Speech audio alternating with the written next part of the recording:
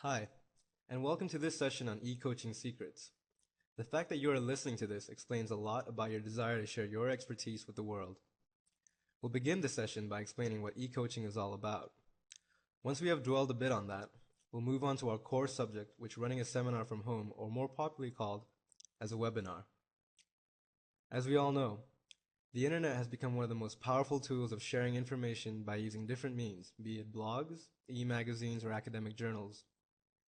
There are experts and not so experts with little or more knowledge on any subject written on the internet, with a view to educate or increase their business. You may not realize, but you too may be an expert in your chosen field. Somewhere inside, every one of us has an urge to share what we know best. You may have counseled your friends at some point of time, or written a great piece for the internet. Some part of you wants others to know how you do it. Some of your family or friends may even have suggested you to consider this as something you can teach.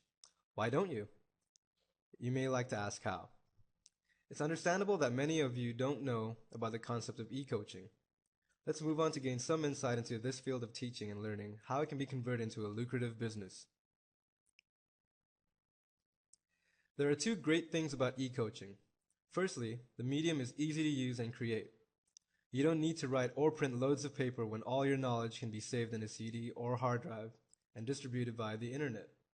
Secondly, everything can be done from the comfort of your own home in your own time, whether you have a full-time job or not.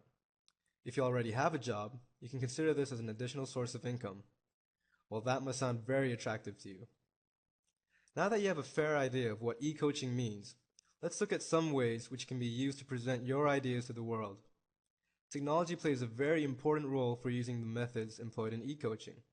These methods include PowerPoint presentations, instant messaging, email, video conferencing, and using CDs or DVDs containing study material in audio, video, or ebook format.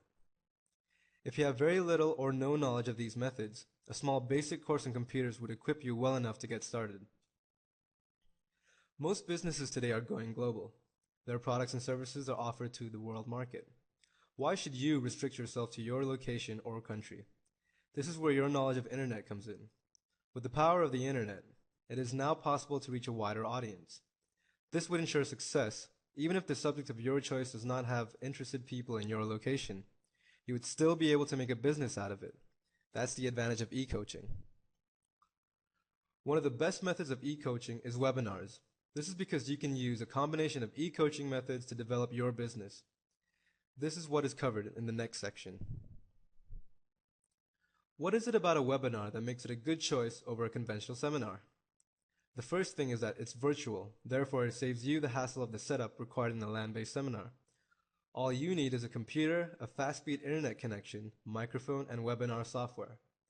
All these equipments are easier to get, as well as set up right inside your home. Next is the cost. Being virtual, a webinar saves time and money, which would otherwise be spent in traveling from place to place. Another advantage is that once the content of your webinar is created, it can be used again next time. Of course, you will need to make changes, keeping your client's interest in mind. Also, do check the market trends regularly and keep the content updated. A webinar is also easy to promote using the internet. Once you have all the materials ready with you, all you need to do is send a simple email. As your business grows, you can use other tools of marketing both online and offline to promote your webinar. Before you begin planning your webinar, you must understand and then decide what you would like to teach or convey through it. It is best to choose a subject that you would really like, rather than something you hold a degree in. You are obviously not holding the webinar for yourself, and it's very important to know your target audience. For example, if your webinar is based on planning a career, your audience will be undergraduates and those who have recently graduated. More on this will be discussed later. Let's now talk about the expert concept, as this is what you should be, right? Wrong. The term expert is often misunderstood. Most of us have the idea that an expert is someone who knows everything about a particular subject through a college degree. As long as you have a particular skill and experience, you can very well consider yourself as an expert. You may not have a degree in cooking or gardening, but if you have been at it even for 2 to 5 years, you can easily teach others. With that said, you do not need to know everything.